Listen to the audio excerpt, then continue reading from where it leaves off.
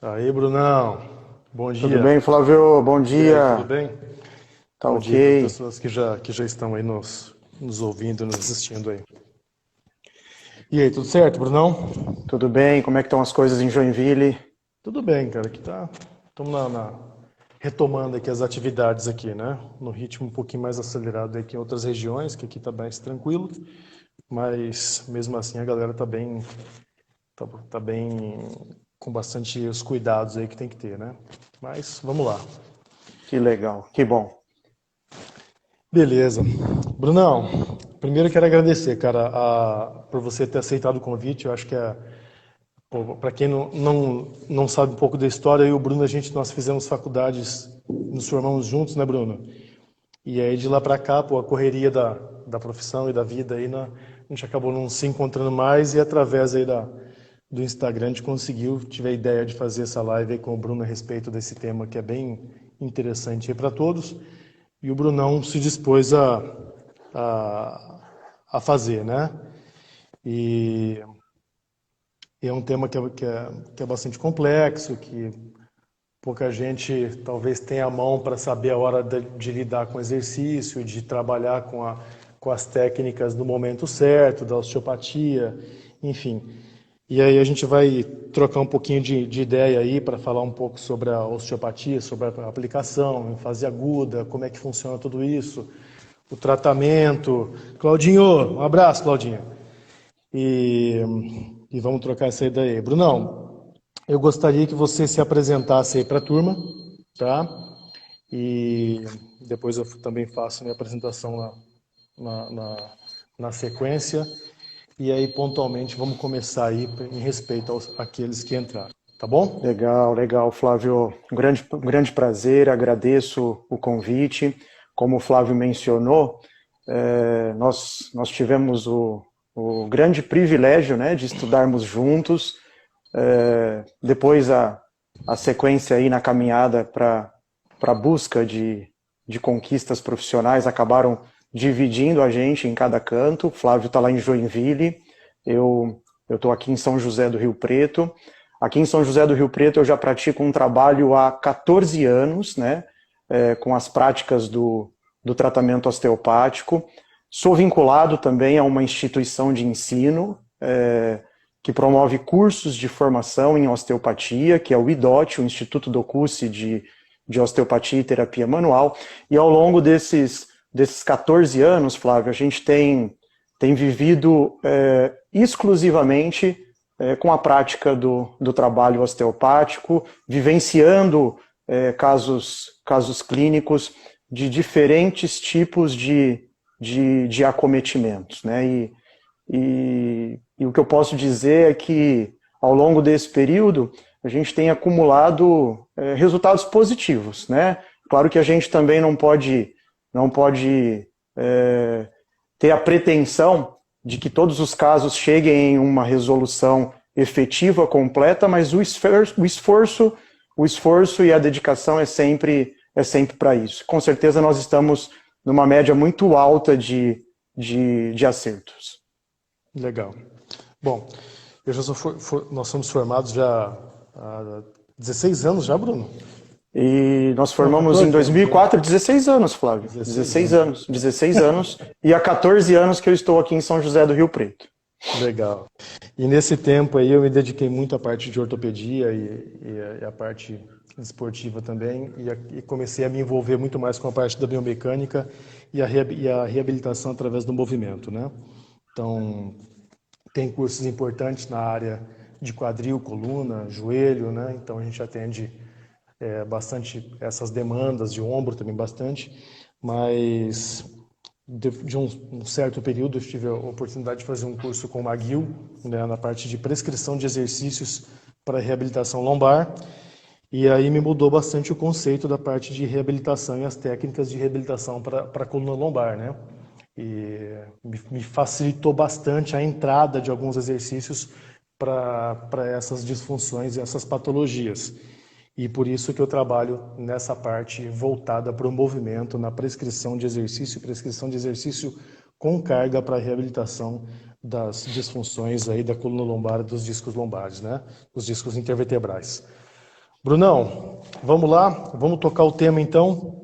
Nosso tema é osteopatia, né? Aplicação, tratamento, fatores de risco, toda essa parte aí que envolve a osteopatia, a prescrição de exercícios para as disfunções dos discos intervertebrais. Bruno, eu gostaria que você, para aqueles que nos estivessem escutando, tanto a gente tem, provavelmente nós temos dois tipos de público aí, o público técnico e o público que tem curiosidade de saber a respeito da osteopatia. Eu queria que você descrevesse um pouco na tua visão, dentro da tua ampla experiência e conhecimento que você tem, define para nós a osteopatia, o que é, tá? A indicação, vamos falar um pouco do que é, tá? O conceito da osteopatia, por favor. Tá. É interessante a gente abordar esse tipo de definição, Flávio, porque a gente percebe que até mesmo dentro da área da saúde, o trabalho da especialidade em si, osteopatia, é muito pouco conhecido, né? Eu digo que quem trabalha com o corpo humano, quem desenvolve ferramentas para poder manipular, para poder devolver função para partes do corpo, na verdade é um verdadeiro artista, né? E é uma grande missão trabalhar com o corpo humano, né? E é também uma grande missão explicar o que é osteopatia, né? A dificuldade já começa no seu próprio nome. Os clientes, os leigos, muitas vezes chegam assim, mas osteo o quê? Osteoporose, osteopenia, você trata a doença do osso, é isso que um osteopata faz? Então a missão do profissional da osteopatia já começa na própria definição do nome. E nós precisamos ser muito objetivos para poder caracterizar isso, né? O termo em si, ela deriva do grego osteon, que significa osso, e patos, que significa efeitos que vêm do interior. Pelo contrário do que muitos pensam, né? O termo patos era muito utilizado na Grécia Antiga, inclusive Aristóteles usou o termo patos de forma muito difundida, exatamente com o significado de efeitos que vêm de dentro, significando algo que de fato é desequilibrado no seu interior. E o patos, no que diz respeito à patologia, tem muito mais associação a uma terminologia da sociedade contemporânea. Ele ganhou esse tom de patologia apenas em tempos mais modernos. Então, quem criou a osteopatia, Flávio, quis dizer que os efeitos do interior, as perturbações que se passam no corpo internamente, que podem ser advindas de relações com que esse corpo faz no meio externo, pode perturbar o corpo. E, consequentemente, pode perturbar um sistema especial do organismo, que é chamado de sistema músculo-esquelético, né? E o Dr. Still, que foi o descobridor da osteopatia, ele levou em consideração, em especial, a coluna vertebral. Porque como a coluna vertebral ela aloja o sistema nervoso central, o desequilíbrio de qualquer estrutura corporal, naquela época, era olhada por ele como sendo referenciada, em especial, na estrutura óssea geral, mas em especial na estrutura óssea vertebral. Daí osteon, osso, patos, efeitos que vêm do interior se manifestando sobre o osso, tá? Mas eu prefiro agora ser um pouco menos técnico, né? Recentemente uma senhora estava acompanhando um paciente no consultório, esposa do senhor, né? E aí ele falou assim: ô doutor, o que faz um osteopata? O que é a osteopatia? E eu precisava de uma resposta objetiva para ela, né? E eu disse assim para ela: olha, o seu corpo, ele é feito de diferentes partes, né? Existem várias estruturas que constituem o seu corpo, né? E cada uma dessas partes possui movimentos. E quando não existe movimento nessas partes, os problemas começam a surgir, né? E aí eu falei que era aí, nesse momento, que entra a figura do profissional que trabalha com osteopatia. Identificar onde não existe a função e colocar essas estruturas para funcionarem. para poder eliminar sintomas, para poder controlar desconfortos, né? Assim, de forma bem espontânea, ela olhou para mim e falou assim, doutor, de fato, quando não existe movimento, é que as coisas se encrencam, né? E eu sempre comento isso, em aulas ou até mesmo nas redes sociais. O movimento é a expressão da vida. O profissional que trabalha com osteopatia, que trabalha com terapia manual, que trabalha com fisioterapia, persegue movimento, ganho de mobilidade, tá? Então a gente pode ter uma definição mais técnica e uma definição mais simples, né? Devolver movimento para as partes que não fazem movimento. É exatamente isso, tá? Brunão, você prefere tocar no assunto de indicação ou mecanismo de lesão primeiro? Nós poderíamos seguir pela indicação, né? Indicação? Isso. E aí eu poderia te passar, Flávio, um panorama atual do que constitui esse problema em si, da alteração discal, para os clientes que nos procuram. Como é que isso se desenvolve em termos de Brasil e em termos de mundo também, tá? Uhum. Não, eu só pergunto assim, para de repente você está numa linha de raciocínio, para facilitar o decorrer do negócio aí, tá? Então vamos falar um pouco de indicação, então, tá? Eu vou deixar você discorrer aí e no momento oportuno eu faço aqui os meus comentários, tá bom? Tá legal. Então assim, Flávio, se a gente for buscar dados, né, a Organização Mundial da Saúde está bastante em evidência nos momentos atuais que nós vivemos, né? Até tempos atrás, certamente poucas pessoas saberiam dizer o que é a OMS, né? A OMS, ela diz, Flávio, que 90% das pessoas em algum momento da vida vão experimentar alguma dor na coluna, né?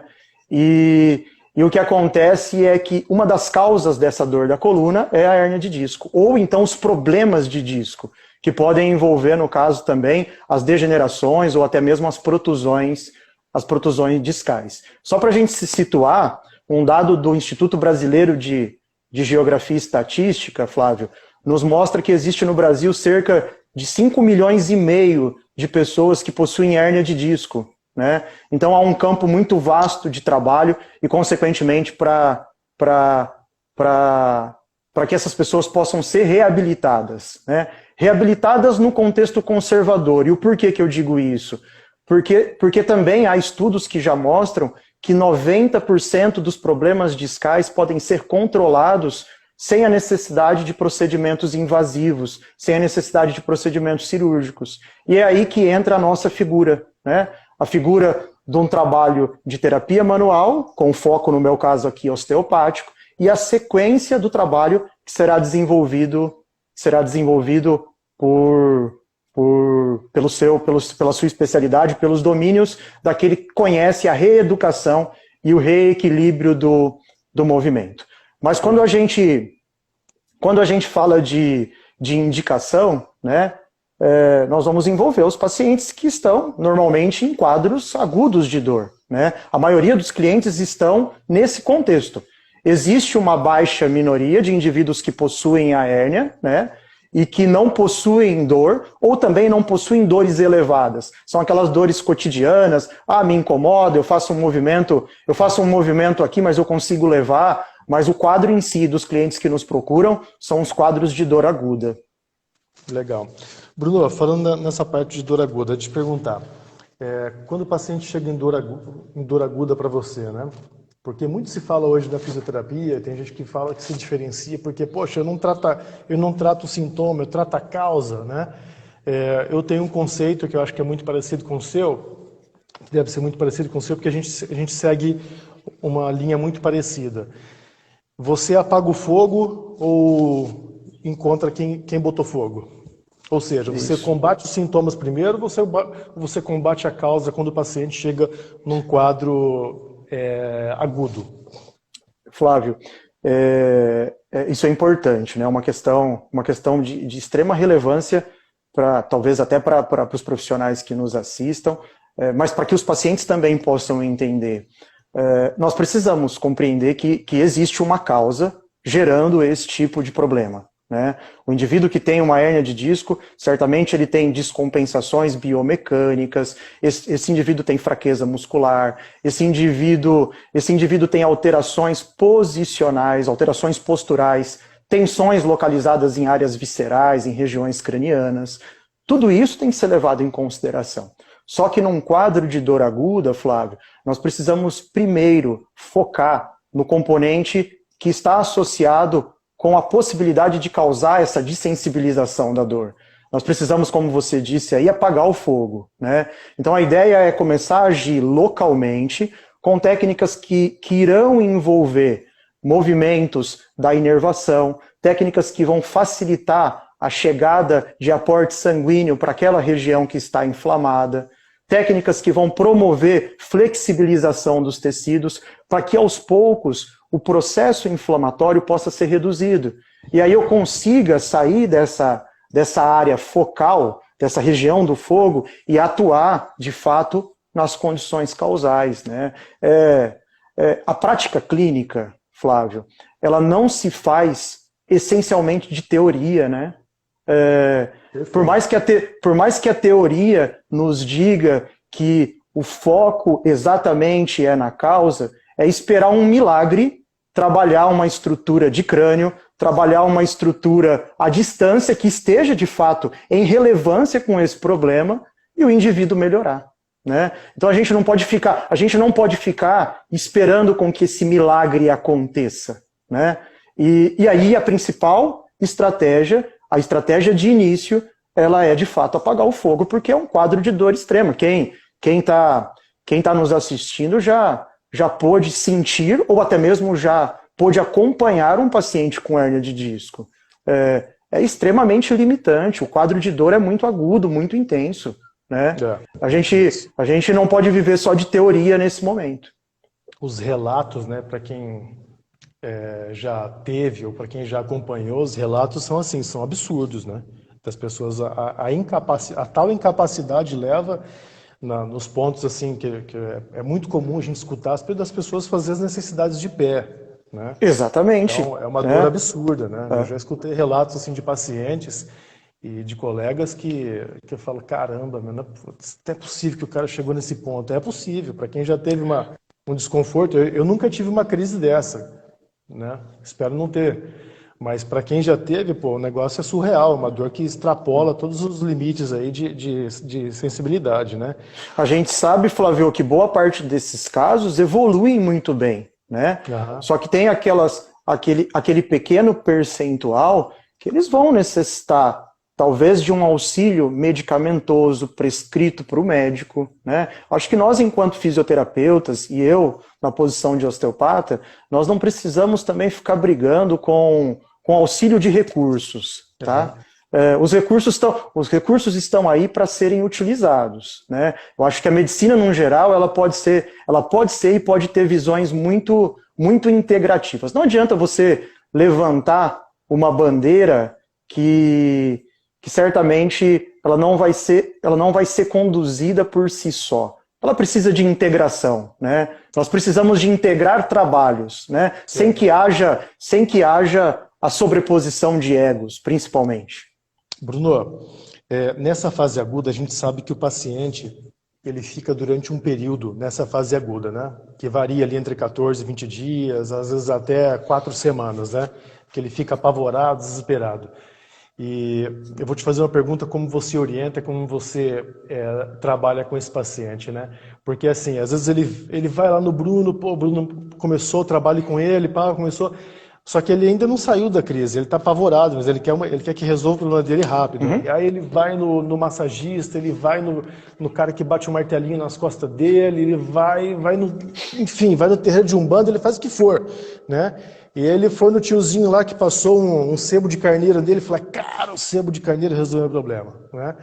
Então eu queria que você orientasse a quem estiver nos escutando e as pessoas que trabalham com isso, como é que você, com o teu trabalho e com a tua clínica, com a tua experiência, como é que você orienta e trabalha nesse período que dura, esse período que é de crise, né? Como é que você faz isso, Bruno? Flávio, esse aspecto de perturbação da dor gera um desequilíbrio mental muito relevante, né?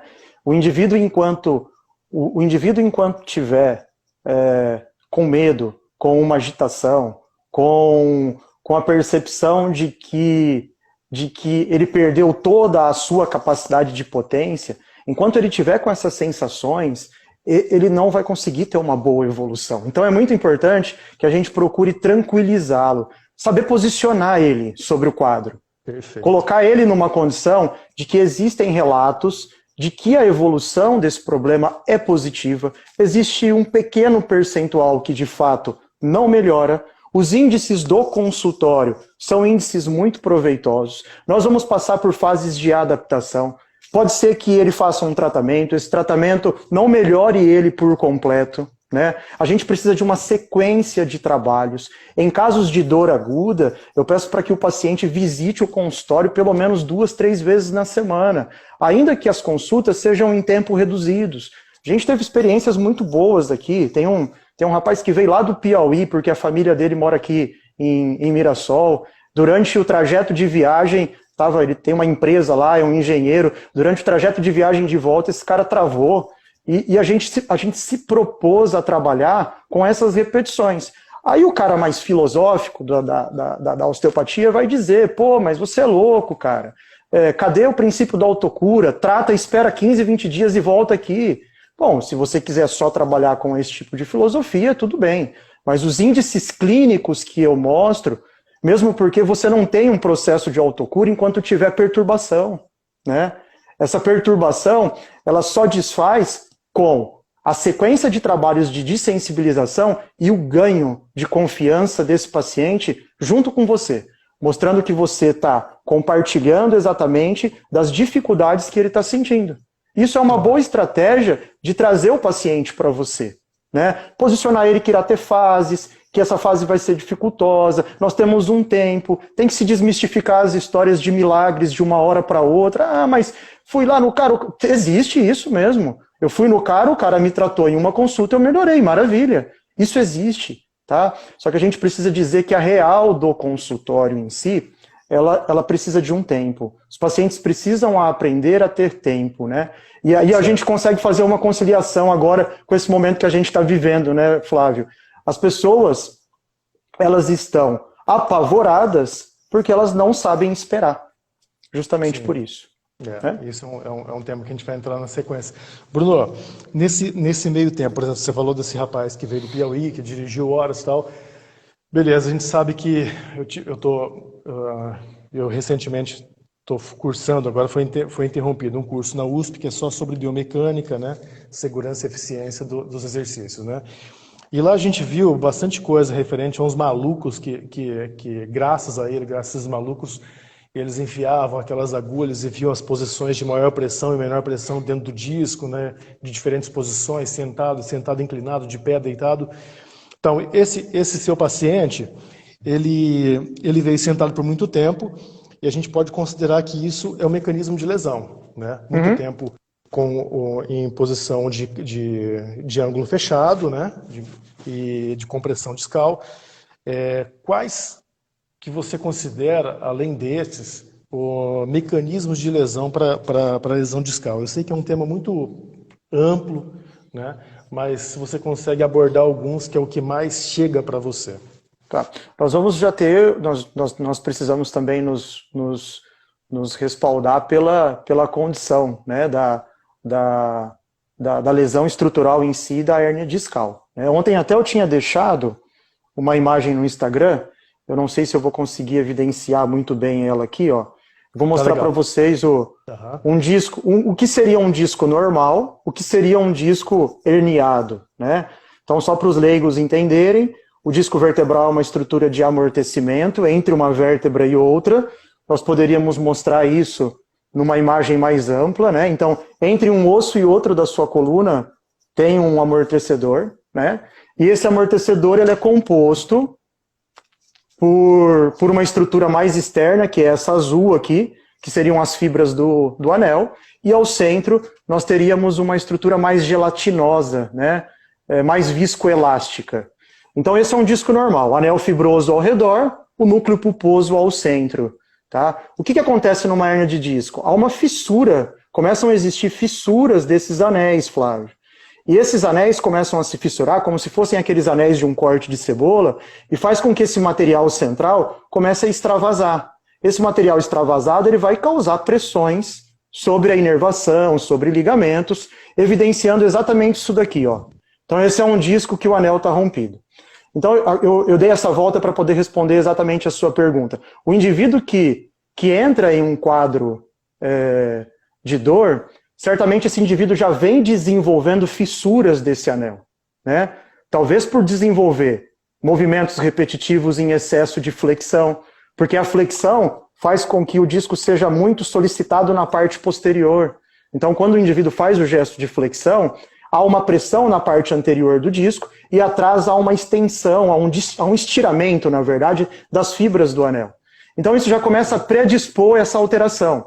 E aí a gente pode levar em consideração alterações posturais, que é o que a gente chama de forças anormais contrárias.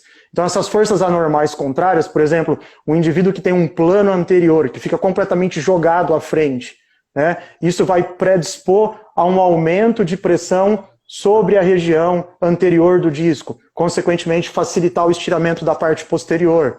E aí isso vai, aos poucos, levando essa degeneração, esse desgaste.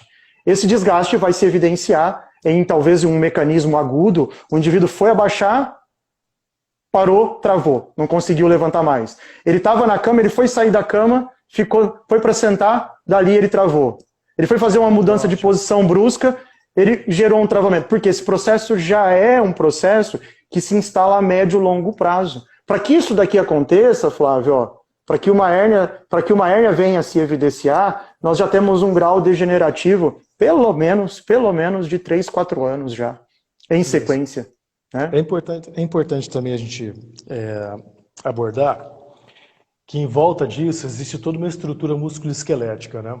E às vezes esse paciente, acho que todos já deve ter, isso já deve ter acontecido, acho que com todos nós, que aqui nós dois e as pessoas que estão junto com a gente, quando a gente faz, sei lá, algum exercício doméstico aí, de agachar e levantar muito, essas coisas, aí no outro dia fica aquela dor na região lombar, na musculatura, né? E às vezes tem gente que excede isso daí, tá? Associado a uma degeneração, já uma predisposição que a pessoa tem. Quando o indivíduo ele se sobrecarrega numa atividade como essa, né?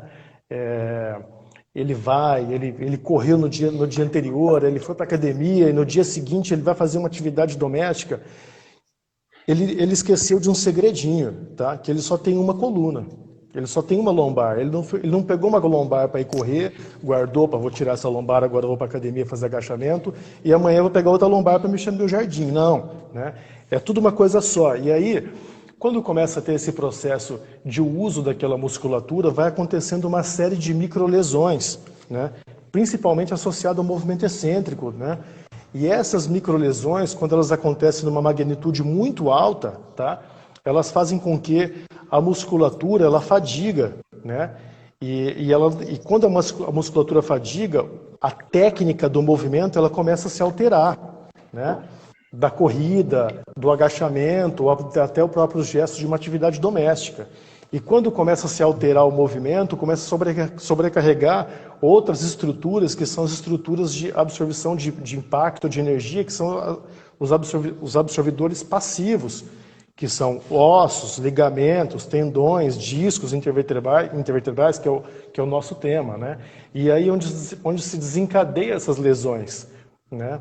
Então é muito importante que as pessoas, quando vai se submeter a grandes esforços, ou quando vai se aventurar a grandes esforços, que tenha a consciência que vai acontecer essas microlesões e que elas saibam o momento de parar ou de não até fazer, né?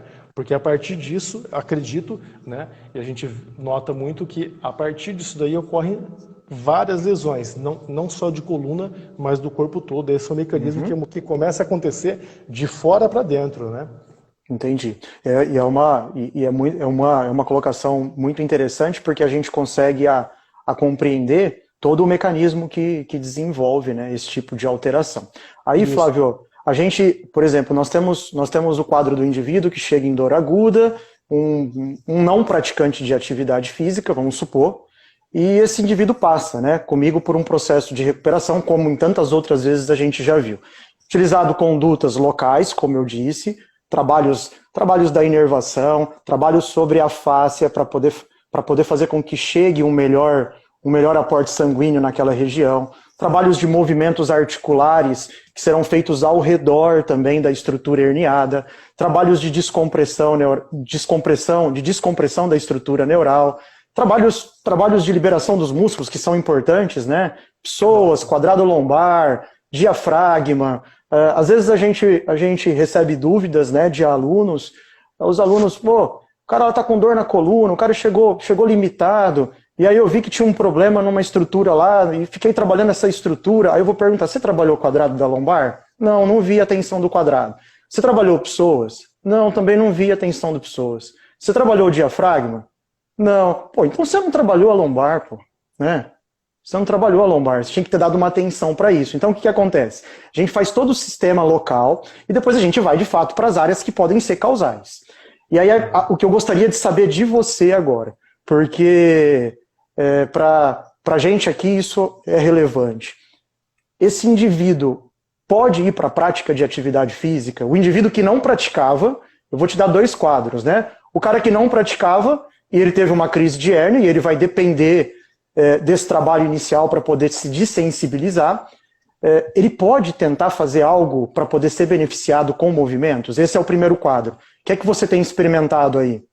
Eu acredito que sim, tá? Porque é o que eu vejo e é o que eu pude colher de informação através dessa jornada indo atrás de conhecimento. Pelo seguinte, eu acredito que esse paciente, quando ele está aos cuidados de vocês já estão trabalhando com eles um processo de dessensibilização, né?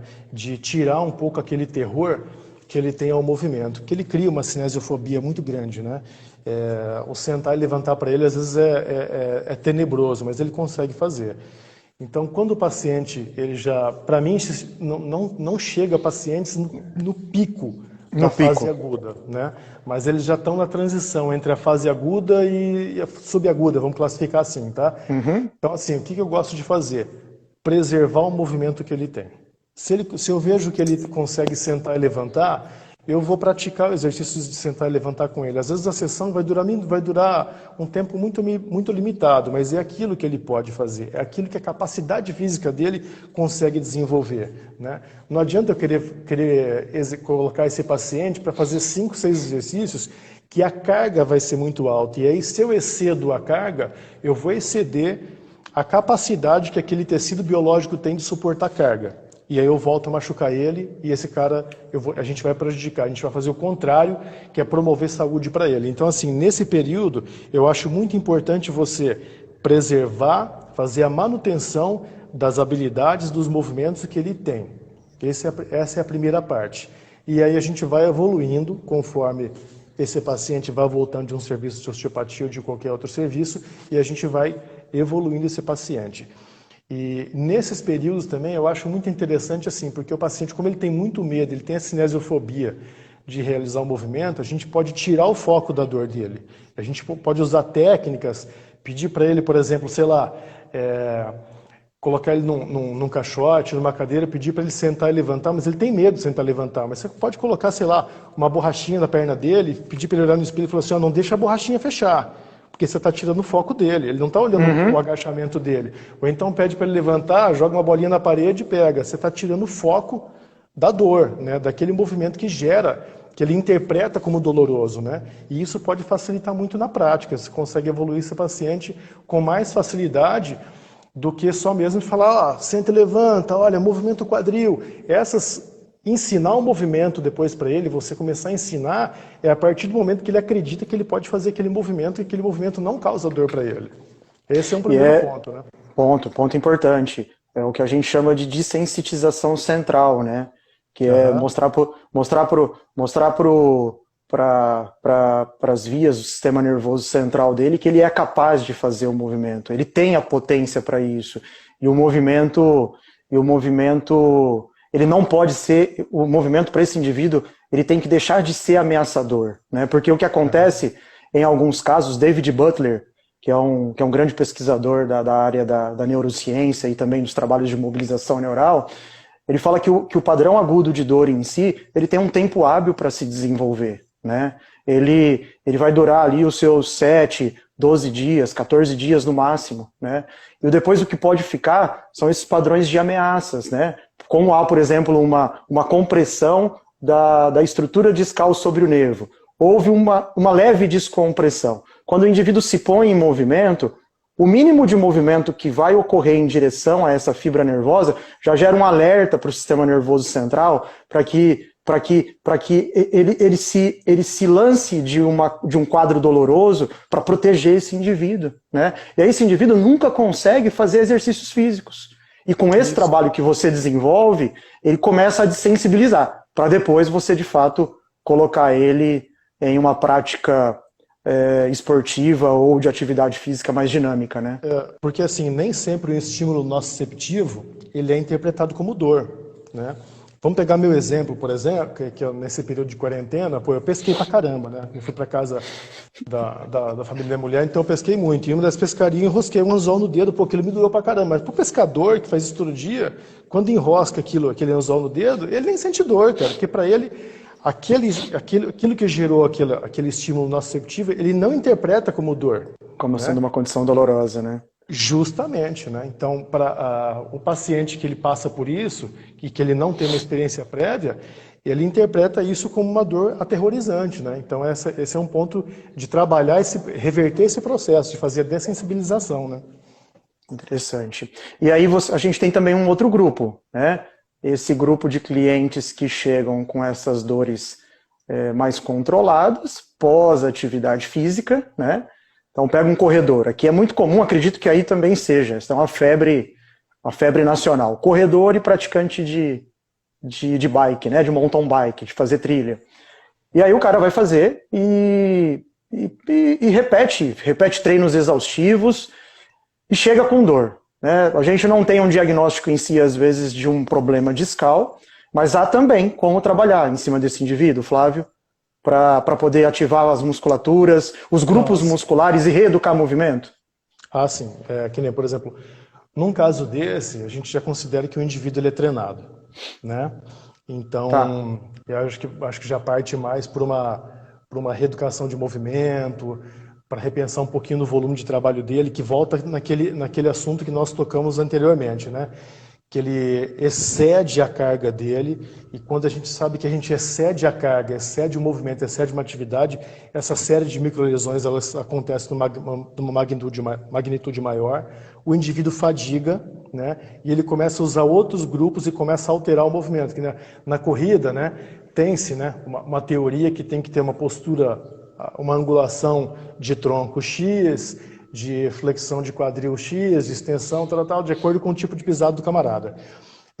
Então, o paciente começa a correr naquela posição legalzinha dele, depois de 10, 15 quilômetros, que já começou a acontecer tudo isso, ele começa a mudar a técnica dele e ele vai refletir dor em vários lugares.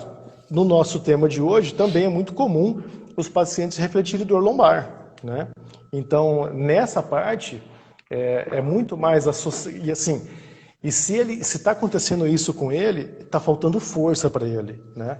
Então tem que ser trabalhado, ele tem que passar por um retreinamento ou uma melhora do treinamento dele de força, tá? Principalmente os movimentos excêntricos. Por isso que o Pilates, ele é a menina dos olhos dos ortopedistas, porque se trabalha muito o exercício excêntrico, né? E coisas que, para quem trabalha com movimento da reabilitação, as pessoas pecam muito, não trabalha tanto o excêntrico. Por exemplo, eu gosto muito das técnicas do PNF para trabalhar o exercício excêntrico. Eu acho fantástico, os resultados que eu tenho são muito bacanas.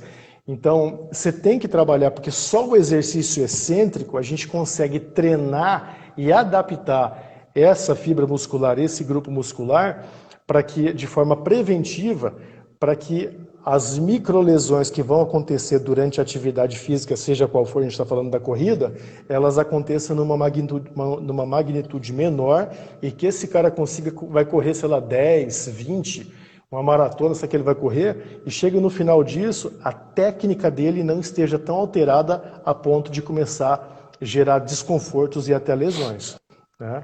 Interessante. Então esse é um quadro, tá? E os quadros piores, né?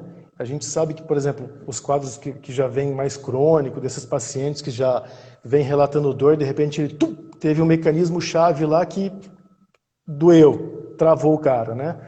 Aí vai passar por todo esse processo, ele era um crônico que se tornou agudo, e aí vai evoluindo pouco a pouco. Depois eu vou até te voltar à pergunta.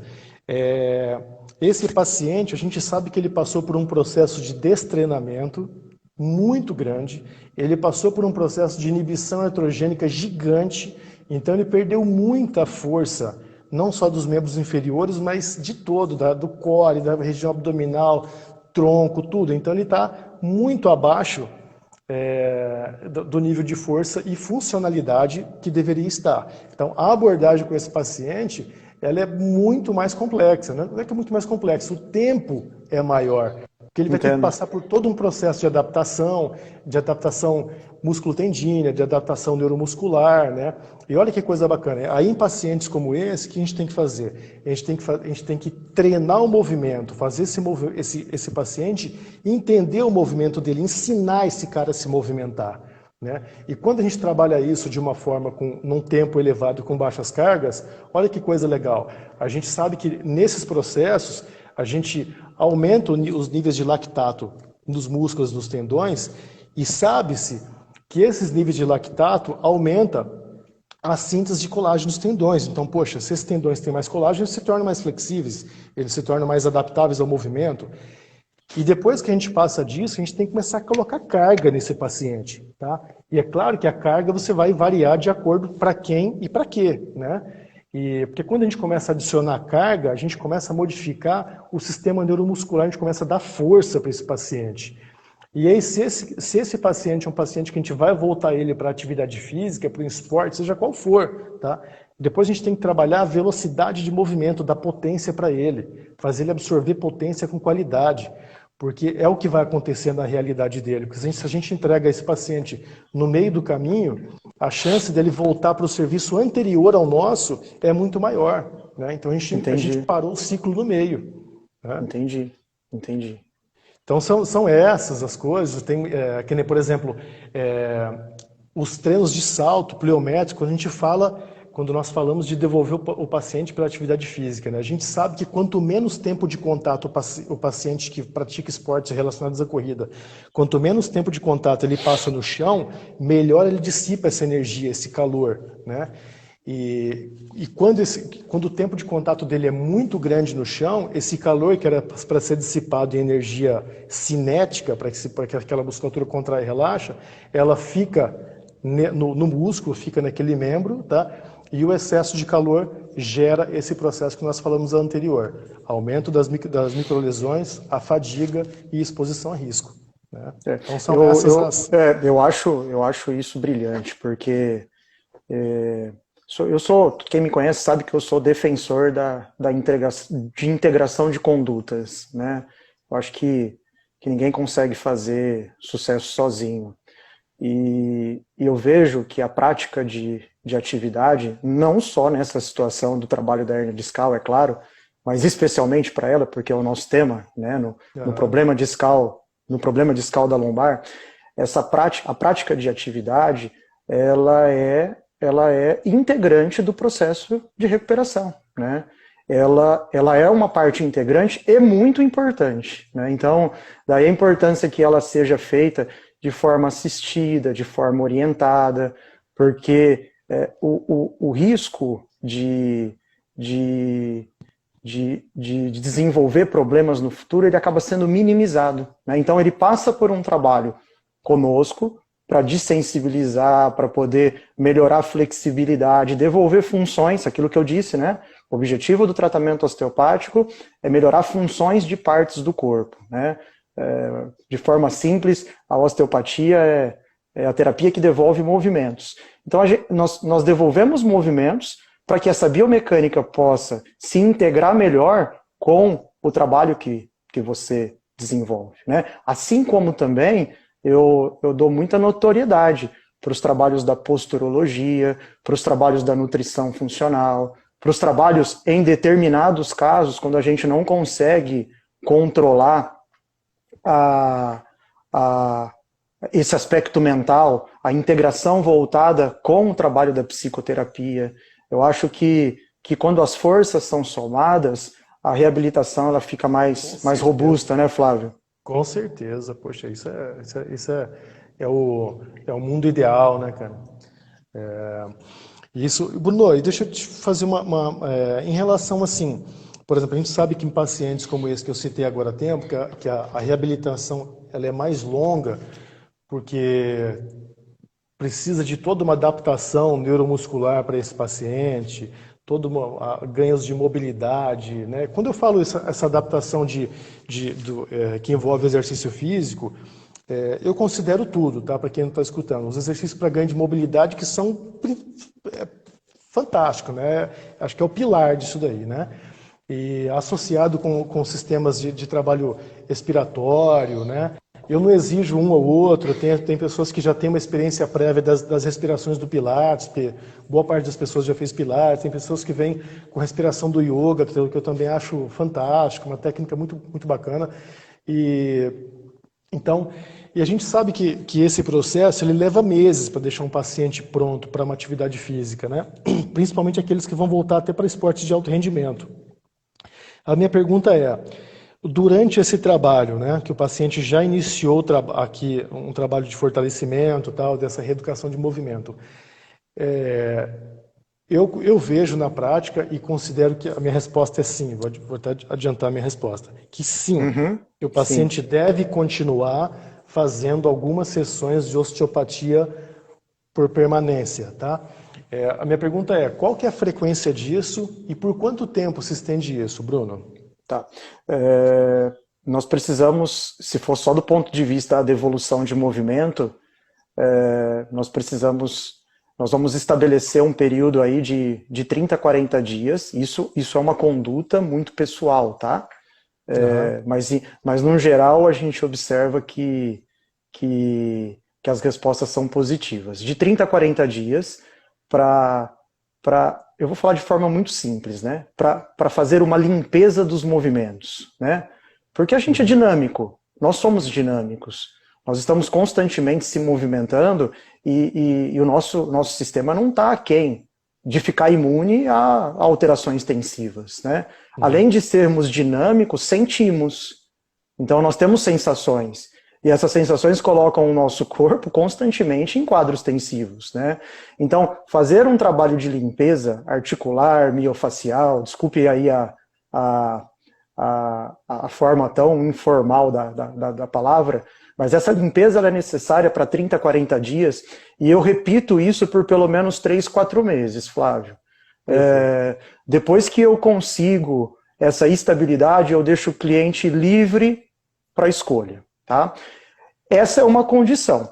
Só que a gente vê muito no consultório também que existe um padrão que está além da condição só da melhora de movimento, que é as alterações estáticas do indivíduo, que é o descontrole, a desregulação do sistema que controla a postura da nossa estrutura corporal. Então a gente tem aí como via de base alguns sistemas que participam dessa integração, como a pisada, o seu sistema labiríntico, a captação dos seus olhos, os movimentos dos seus olhos em relação à captação de imagem, a sua mastigação. E aí esse é um trabalho que ele também é encaminhado em conjunto, em boa parte das vezes. Tá? Aqui em São José do Rio Preto, tenho o prazer de trabalhar com uma colega brilhante, que é a Juliane.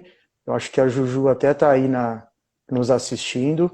E aí essa integração do componente posicional, postural, né, dos elementos que envolvem a posição viciosa e estática, a Ju também faz um acompanhamento dentro de um período de 45, 60 dias, por um prazo de 1 ano em média. 1 ano em média. De 10 meses a 12 meses. Tá?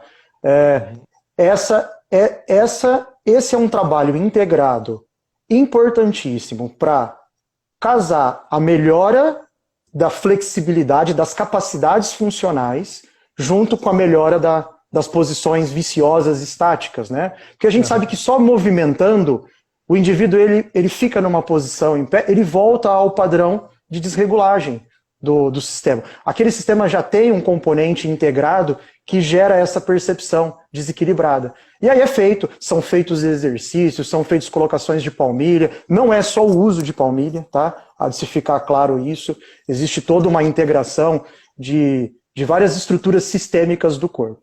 Então eu digo assim, Flávio, em média, se nós formos conduzir só melhoras de capacidade funcional, nós vamos levar para uma fase de estabilidade de pelo menos 4, 5 meses, uma vez ao mês. Se a gente for jogar em relação à condição posicional postural, de 10 meses a 1 ano. Tá?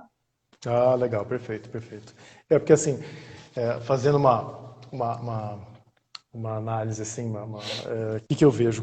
No trabalho da osteopatia, eu vou tentar falar de uma forma talvez um pouco mais simples, né? Vocês tentam fazer com que essa área de contato, tá, ela se torne maior.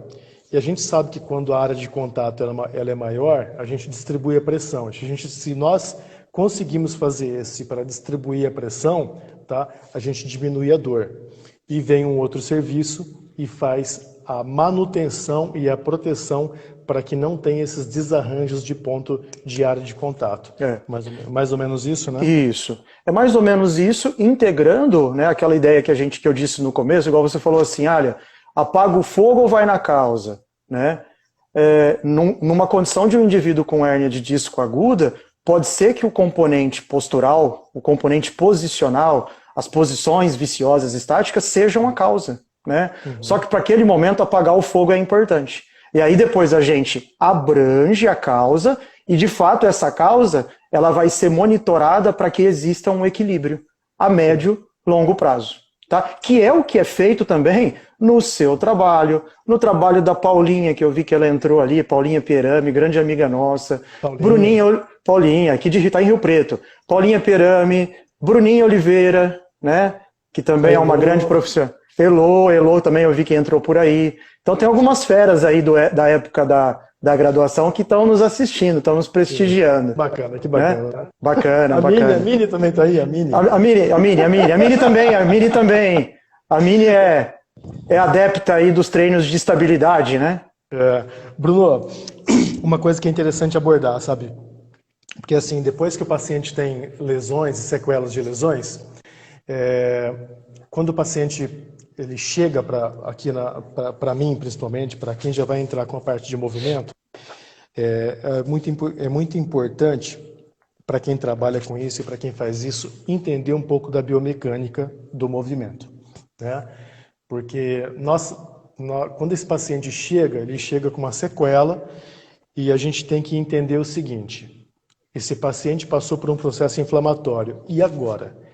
O que resta para eu fazer? Que exercícios que eu vou abordar? Então, para quem trabalha com a reabilitação, principalmente de lesões como essa, eu acho que tem que ter uma caixa de ferramenta muito grande, tá? Porque não adianta o cara tentar parafusar prego, que ele não vai conseguir, entendeu? Então, ele tem que usar as estratégias corretas e, às vezes, as estratégias que restam são poucas, tá? Eu gosto de citar um exemplo que há pouco tempo veio um paciente amputado para mim, né? E eu tinha que fortalecer os membros inferiores dele.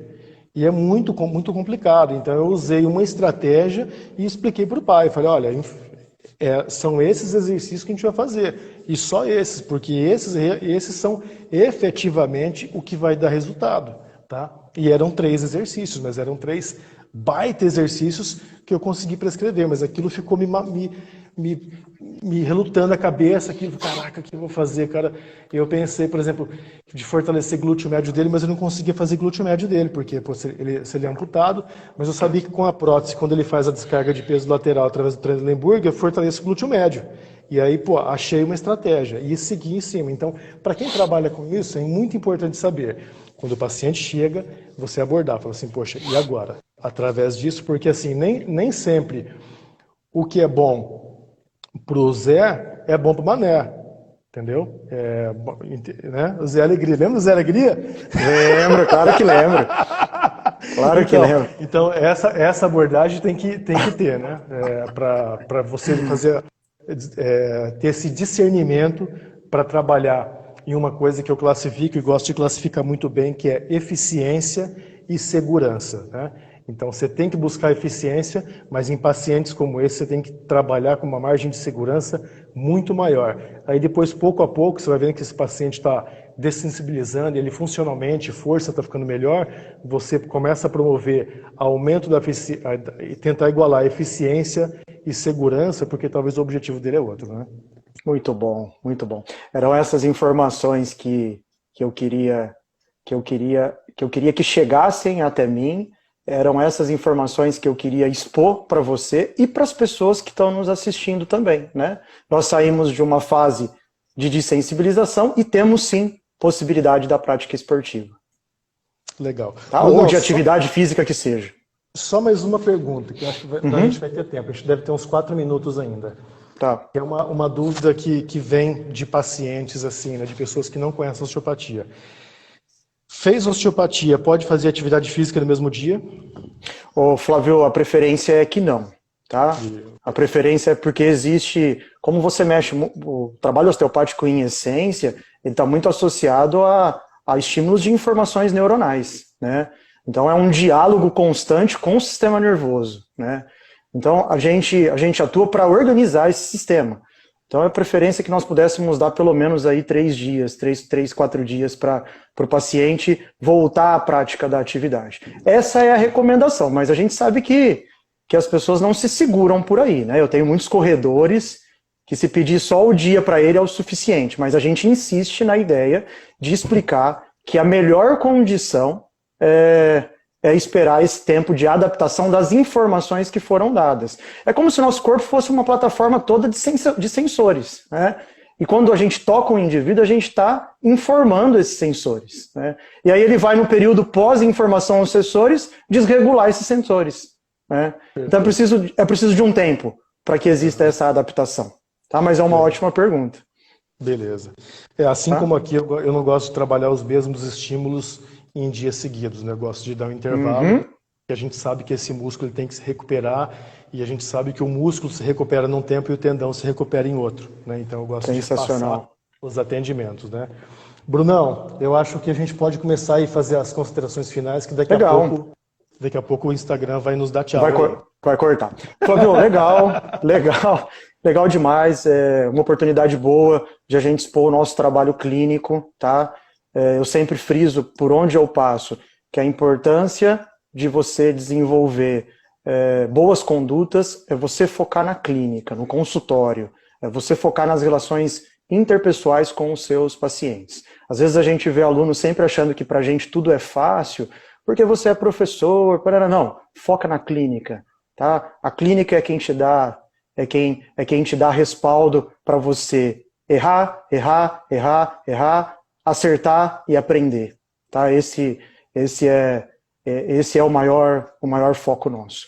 E um grande prazer poder dividir essas informações. Acredito que nós vamos nos encontrar em outra oportunidade. Só dizer para o pessoal que está nos acompanhando aí, já vou me antecipar, e espero que eu não esteja dando um furo de reportagem, né? Temos 10 segundos, Bruno. Na próxima quinta-feira, no Instagram do IDOT Oficial, tem live comigo, tá? Um grande abraço, Flávio. Beleza, obrigado a todo mundo aí, obrigado, Brunão. Um abraço a todos.